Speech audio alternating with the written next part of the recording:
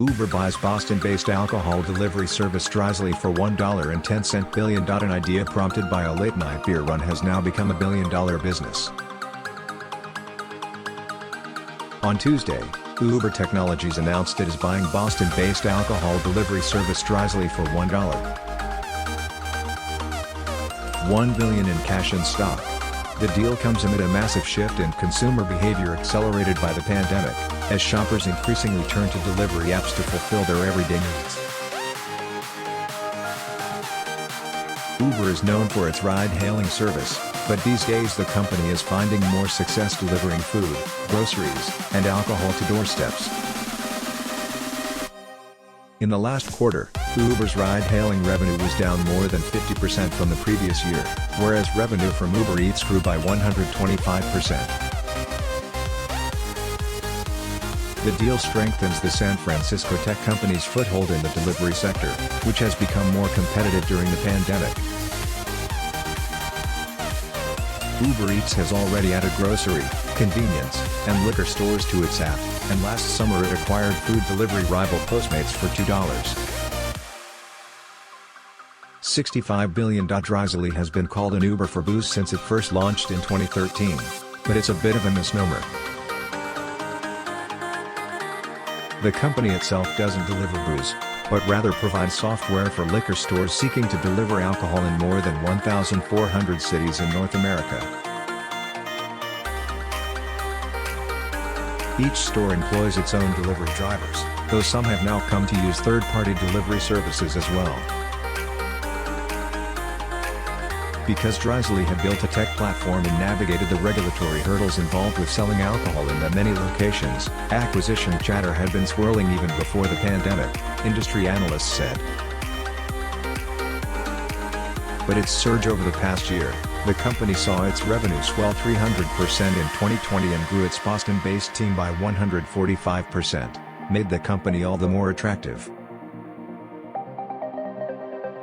Drizly raised $50 million last August, bringing its total venture capital haul to $117 million.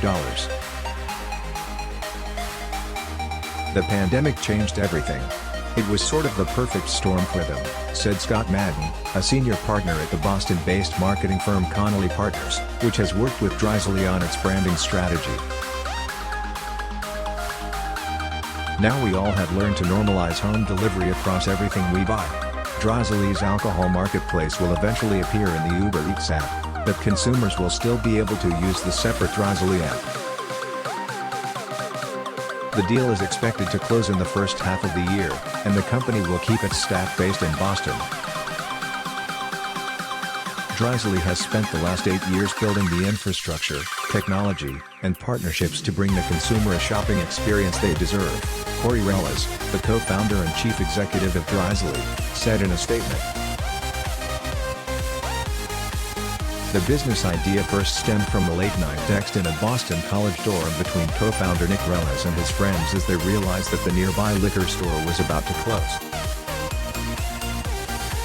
John Blaffer, a professor of entrepreneurship at BC, admitted to a bit of an eye roll when he first sat down with Drizly's founders as they approached him for advice.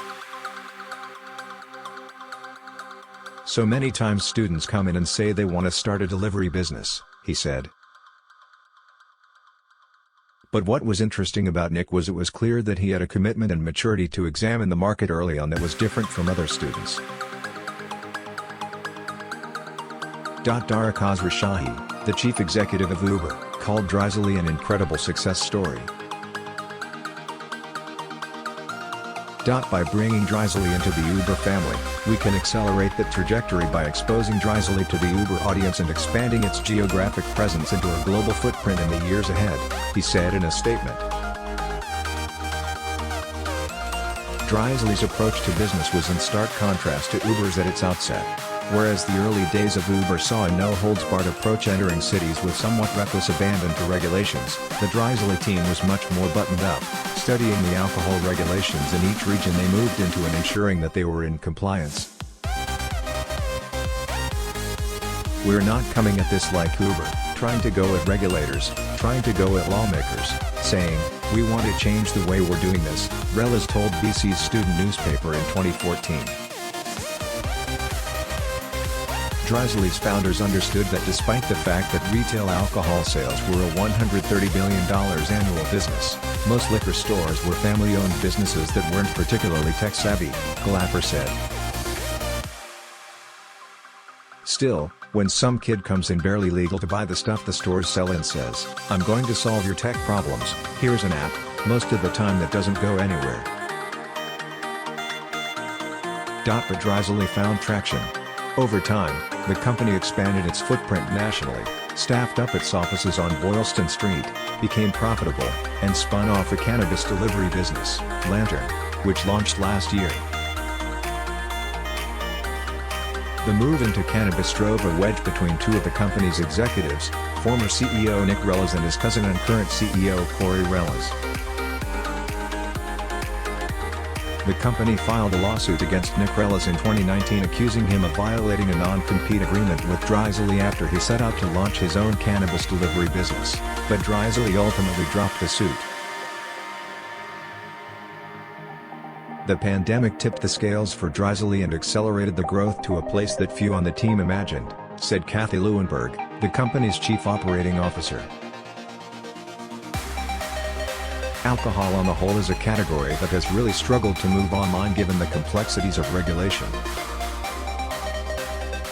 The biggest barrier until COVID was the awareness that you can actually have it delivered to your home.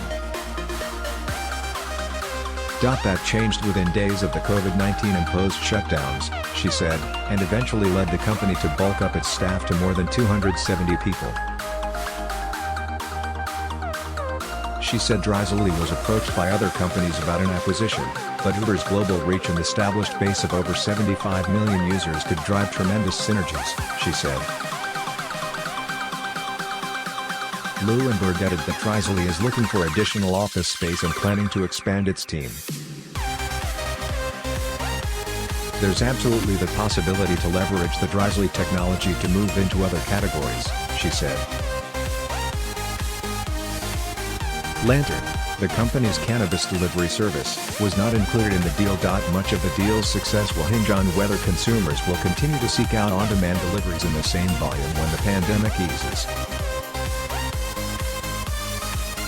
While COVID has widened Drizly's user base and shifted consumer drinking patterns, there's a good chance people will be scrambling to get back to bars once the vaccines take hold, said Madden of Connolly Partners. How much consumers enjoy the convenience of having alcohol delivered versus how much they enjoy looking at the premium choices of bourbon and seeing the different colors and ambers of whiskey bottles is the big question, he said. Others question the terms of the deal, as Drizly will receive 90% of the $1 billion in Uber stock. Uber is really burning through cash this past year, which is not good, said Peter Cohan, a business professor at Babson College. Drizly's really taking a bet on Uber being able to increase the value of its stock. Uber's stock price rose about 7% Tuesday. Pat Kinsel, an early Drizly investor through Polaris Partners, said he thinks Uber was drawn to the company because of its regulatory prowess and similar business model. To enter a regulated market, you need allies, Kinsel said. The lesson in Uber buying them is that first movers in regulated markets are very durable businesses.